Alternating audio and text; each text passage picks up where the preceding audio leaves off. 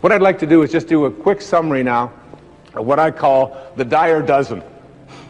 And this is the 12 points that I have been speaking about and talking about here in this entire program.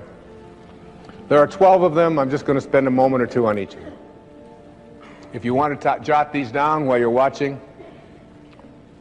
I would encourage you to keep track of these 12 ideas, the Dyer dozen, for connecting to intention. 1, want more for others than you want for yourself. Want more for others.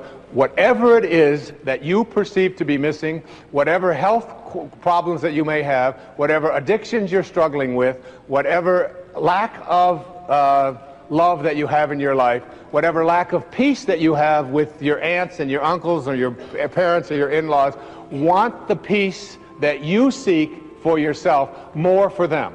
Want it more for them. That is how we create this level of consciousness.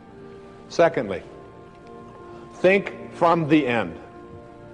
Begin to see yourself surrounded by the people and the events and the things that you would like to have. Only see yourself. You're having a problem with an addiction, see yourself as addiction-free. See yourself, if there's a car that you want. My son was perfect at this, Sans. I mean, he's just so good at this. Because there's a certain car that he wanted. It's yellow. And he didn't just bug me about it every day, which they all do. And all kids will do that. But he saw himself. He got a picture of it. He put it on his computer. It's the background of his computer, this yellow whatever it is. All right? I call it the school bus. I told him I was going to put cab fares on the side of it, but that's what he wanted. Huh? And then he saw him, and then he went down and he drove it. And it was a used car, and he got on the internet, and he just saw himself in it. He couldn't not see himself in it. You know, we call this just persistence and being a pain in the rear end oftentimes, but it's not that at all. What it is young people have this instant knowing and awareness that I can create what I want for myself in my life, and the way that I do it is I act as if it's already here. And almost like they won't be denied it. That's what intention is. It's not that pit bull attitude. It's that awareness that I am thinking from the end. It's already here, because everything that you think is missing from your life is already here. The third of these dozen is to be an appreciator in your life. Be an appreciator. Look for that which is valuable rather than worthless.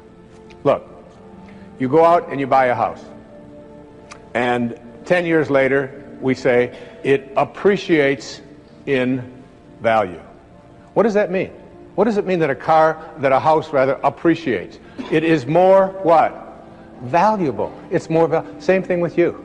If you're an appreciator, you have more value. Now you buy a car, you drive it off of the lot, and they say, well, it just depreciated by 20%. What does that mean? It is not as valuable as it was before. When you depreciate, you take your value away. When you appreciate, you make yourself valuable. What could be more valuable than being connected to Source? 4, stay in rapport with Source energy. Stay in rapport. Your job here is to be in a state of harmony with this. Constantly reminding yourself, is this how my Source thinks? 5, resistance. Understand this about resistance. Every thought that you have that is other than that which you emanated from is resistance. Every unkind thought, every uncreative thought, every thought of judgment, every thought of fear, every thought of depression, every thought of it can't happen, all resistance. So if you say, well, easy for him, he can talk about this, but I can't, that's resistance. You're right, absolutely. Even if you think all of this is a bunch of nonsense, you're absolutely right. You're absolutely, because for you, that's what you believe. And if you believe that, the universal Source will help you to fulfill that belief. 6th is what I talked about many times in the program. Contemplate yourself as surrounded by the conditions which you want to produce. Contemplate yourself that, because the way you are one with Source. You are always one with Source. You are one with all of its principles, all of those phases. You are one with it. It can't be anything other than it is. Neither can you. 7, understand the art of allowing. Allowing means taking the path of least resistance. Every time you have a thought that has resistance in it, what you have done is you have created an absence of allowing. You have to almost think like, here I am here, and here's Source. How much energy can I pull from it? How much energy can I pull from it? Are you pulling energy from Source, or are you away from it? Allowing. Allow yourself. 8, practice radical humility. You are not this body that you are in. You are not this mind that you are in. You are not any of the possessions that you have. You are a divine source. 9, be in a constant state of gratitude. Be grateful for everything that shows up. Everything. Stay in a state of being generous and grateful in your life.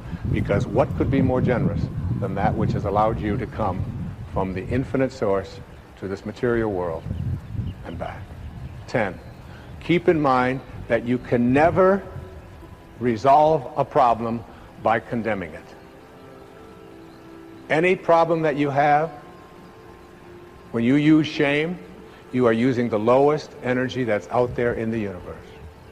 You cannot shame your way into higher consciousness, into source energy. 11, play the match game. Play the match game. Always ask yourself, am I matched up with the field of intention? And finally, meditate. Make it a practice in your life.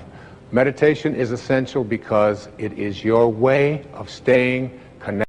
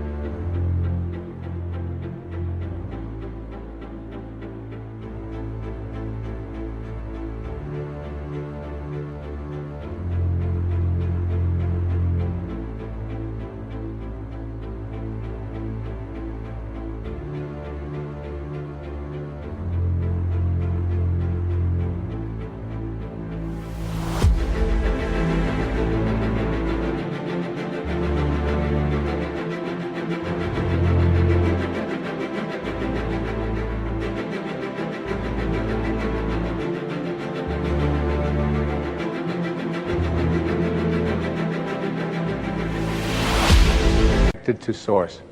What is the only thing in the universe that can't be divided? You cannot divide God. Everything else has an up, down, north, south, east, west, male, female, right, wrong, black, white, alive, dead. Everything comes in dichotomies except for silence. Silence, you cut it in half, what do you get? More silence. Cut it in half again, more silence. Cut source in half, just more source. You can't divide it. Meditation.